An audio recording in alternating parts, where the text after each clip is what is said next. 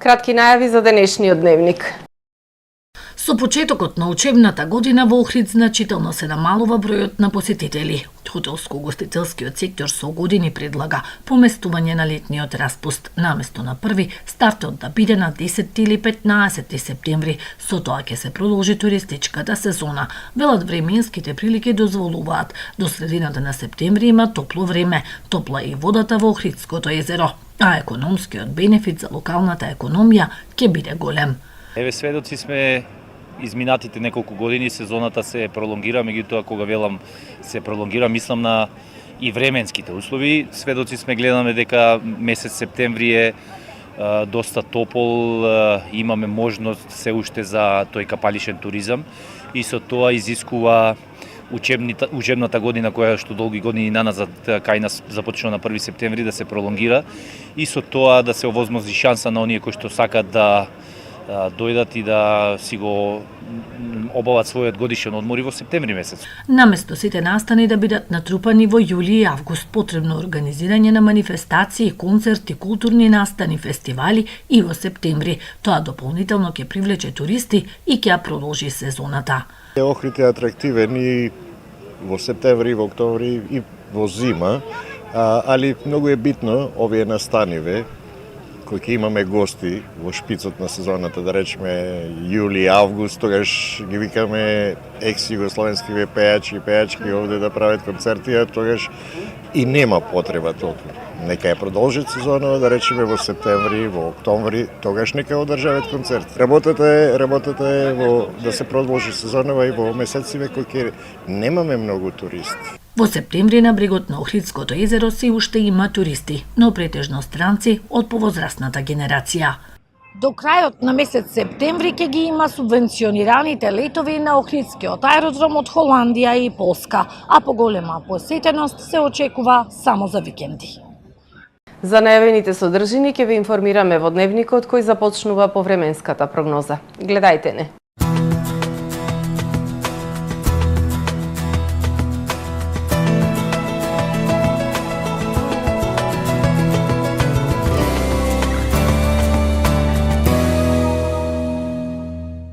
Во Охрид денес по свежото утро во текот на денот имавме претежно сончево и топло време со појава на локална облачност. Максималната дневна температура изнесува 29 степени Целзиусови. Во вторник во поголем дел од централна, источна и југоисточна Европа ќе преовладува претежно сончево и топло време со појава на локална облачност. Во западните и северните предели, како и на поголем дел од Апенинскиот полуостров, ќе преовладува умерено облачно и нестабилно време со врнежи од дожд и грмотевици, локално со поројни врнежи. На Балканскиот полуостров утре ќе преовладува претежно сончево и топло време со појава на локална облачност. Локално во Албанија, Македонија и Западна Грција нестабилно време со врнежи од дожд. Максималните дневни температури ќе достигнат од 30 до 35 степени. Во Македонија во вторник, по свежото утро во текот на денот ќе преовладува претежно сончево и топло време со појава на локална облачност.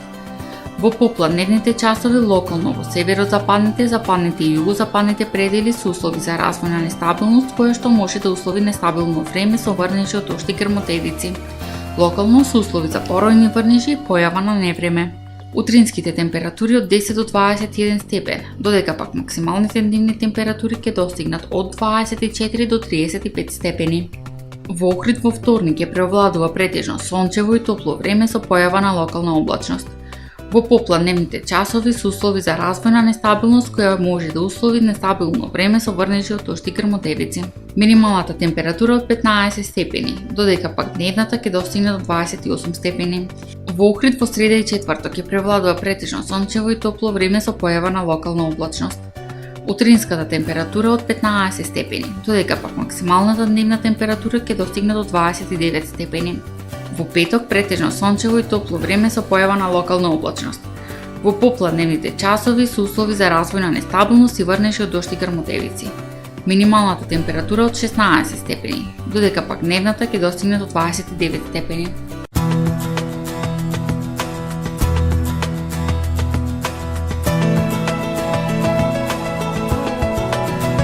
Гледавте Метео на ТВМ по соработка со Трпе Инвест.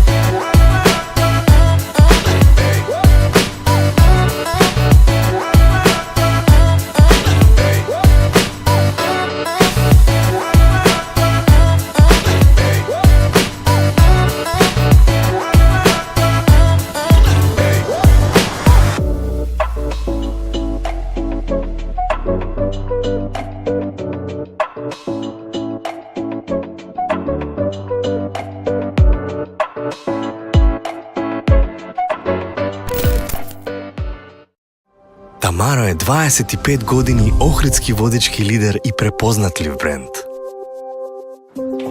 Обуките од менаџерскиот тим се доказ за максимална посветеност кон вработените. Тамаро Холдингот се грижи за организацијата и на време од пренесените информации кои отсликуваат тимската работа. Секој успех на вработениот е успех и на компанијата. Маркетите располагаат со производи со висок квалитет од секакви брендови по одлични цени. Вкусните печива од Анабела пекарата се веќе омилен појадок на многу потрошувачи во Охрид. Анабела кујната услужува голем број на потрошувачи и компании.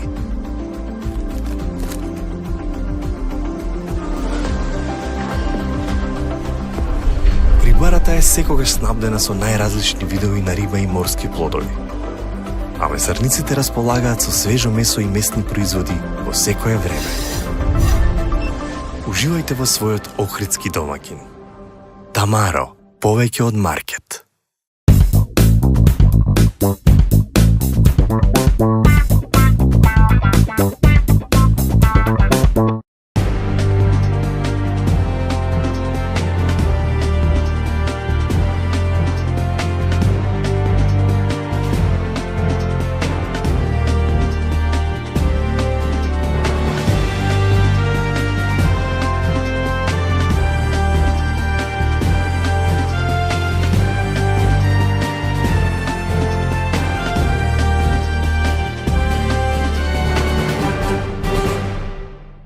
Добар ден. Прво издание на Дневникот на ТВМ.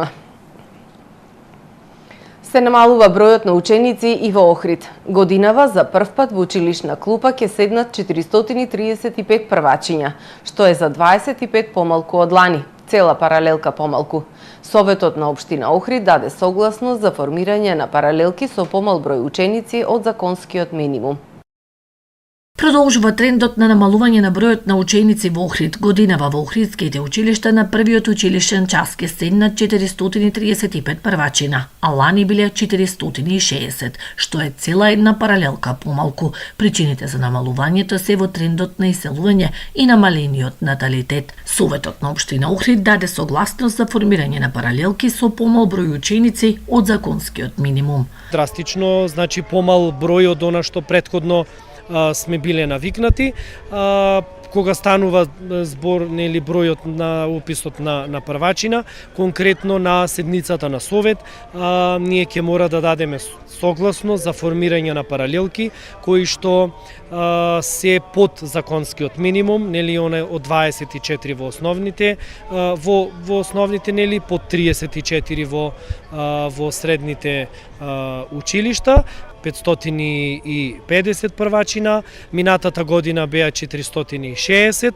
Последниве години расте интересот за стручно, а опаѓа за гимназиско образование. Најголем интерес има за електротехничките и машинските струки, особено за информатичките и телекомуникацијските профили. Концептот за дуално образование и потребата од работна сила во фабриките во регионот се главните причини за оваа состојба. Со концептот на дуалното образование, нешто што ето кај учениците предизвика интерес, но и оние конкретно за Охрид отварањето нели на фабриките како Костал, ОДВ, Магна побара таква работна сила, иако знаејќи дека токму стручното образование и целта на стручното образование, конкретно дуалното, е произведување на она струка која што е потребна на пазарот на трудот. Истото нели во однос на средното угостителско и на средното економско училиште, така што тој тренд овие години е значителен за стручното образование. Новиот концепт на едносменска настава во Охрид од утре стартува во Охридската гимназија и во 6 основни училишта. Градоначалникот на Охрид Кирил Пецаков на сите првооделенци им посака среќен почеток на образованието, а на сите ученици им упати честитки за новата учебна година со желби за многу училишни успеси. Денес започнува нова авантура на љубопитност, можности, предизвици и знаење. Нека оваа учебна година биде исполнета со прекрасни моменти на учење и другарување. На сите ученици им посакувам многу среќа, инспирација и успеси, а на нашите првачиња големо добре дојде во светот на знаењето. Нека оваа учебна година биде ваша најубава, приказна, испишана со радост и незаборавни спомени. Општина Охрид во континуитет останува посветена на образованието, како еден од најважните приоритети. Продолжуваме со инвестиции во сите основни и средни училишта за да обезбедиме подобри услови за настава и поголеми можности за развој на нашите ученици, напиша градоначалникот Пецаков. Да се помести стартот на учебната година за да се продолжи туристичката сезона, со години предлагаат од хотелско-туристичкиот сектор.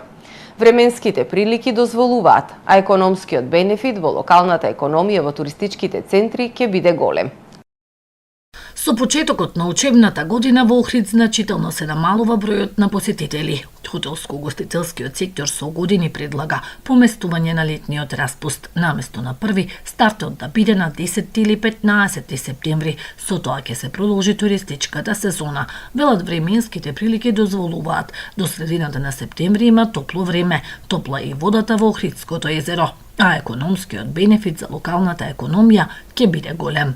Еве, сведоци сме изминатите неколку години, сезоната се пролонгира, меѓутоа кога велам се пролонгира, мислам на и временските услови. Сведоци сме, гледаме дека месец септември е доста топол, имаме можност се уште за тој капалишен туризам и со тоа изискува учебната година која што долги години наназад кај нас започнува на 1 септември да се пролонгира и со тоа да се овозможи шанса на оние кои што сакат да дојдат и да си го обават својот годишен одмор и во септември месец. Наместо сите настани да бидат натрупани во јули и август, потребно организирање на манифестации, концерти, културни настани, фестивали и во септември. Тоа дополнително ќе привлече туристи и ќе продолжи сезоната. Охрид е атрактивен и во септември, во октомври и во зима, али многу е битно овие настаниве кои ќе имаме гости во шпицот на сезоната, да речеме јули, август, тогаш ги викаме екс-југословенски пејачи и пејачки овде да прават концерти, а тогаш и нема потреба толку. Нека ја продолжат сезонова, да речеме во септември, во октомври, тогаш нека одржават концерти. Работата е во да се продолжи сезонова и во месециве кои ќе немаме многу туристи. Во септември на брегот на Охридското езеро се уште има туристи, но претежно странци од повозрастната генерација. До крајот на месец септември ќе ги има субвенционираните летови на Охридскиот аеродром од Холандија и Полска, а поголема посетеност се очекува само за викенди. Судот го одби приговорот на одбраната поради застареност да се отфрли обвинителниот предлог против струшкиот градоначалник Рамис Мерко за набавката на луксузниот автомобил. Обвинителот приложи докази дека настанал прекин во застарувањето. Одбраната побара изземање на судијата поради повреда на законот кој гарантира правично судење. Судот го одби приговорот на одбраната за застареност на кривичното гонење на струшкиот градоначалник Рамис Мерко во однос на набавката на луксузниот автомобил Audi A6. Обвинителот на денешното рочиште поднесе докази дека настанал прекин во застарувањето на делото во 2021 година. Неспорно може да се утврди дека настапил прекин на релативна застареност, а застареноста не е никаква привилегија на сторителот на кривичното дело, рече судиката. Мојата одлука е одбивање на приговорот за релативна застареност, бидејќи настанал прекин. Одбраната по одбивањето на приговорот за отфрлање на обвинителниот предлог побара изземање на судијата. Сметам дека за овој суд постои само една страна, а тоа е јавното обвинителство. Судот врши директна повреда на законот кој гарантира правично судење. Доставените докази пред да носи судот одлука не ги достави на одбраната и го ускрати правото на одбраната за соодветно да се произнесе, рече Игор Петковски, адвокат на Рамис Мерко. Судот ја одложи главната расправа на неопределено време, се до одлука од председателот за изземање на судијата. Јас се сметам дека сум непристрасна, дека поставувам апсолутно совесно и согласно закон. Ке се чека одлука од председателот на Основен суд Струга во однос на поднесеното барање. Одбраната ќе достави во рок од 24 часа образложен предлог детален, зашто бара мои земања, па ќе видиме. Дополнително ќе се насрочи предметот, дали кај мене или кај некој друг судија во судот. Основното јавно обвинителство за гонење на организиран криминал го гони Стушкиот градоначалник за злоупотреба на службената положба, бидејќи спротивно на начелата на законитост кога општината имала неподмирени долгови и блокирана жиросметка, набавил 4 моторни возила со вкупна вредност од околу 114.000 евра, со што го оштетил буџетот. Да ги погледнеме и вестите од светот кои беа актуелни денес. По смртта на шестмината заложници во Газа, во Израел вчера имаше масовни протести, а денеска општ штрајк.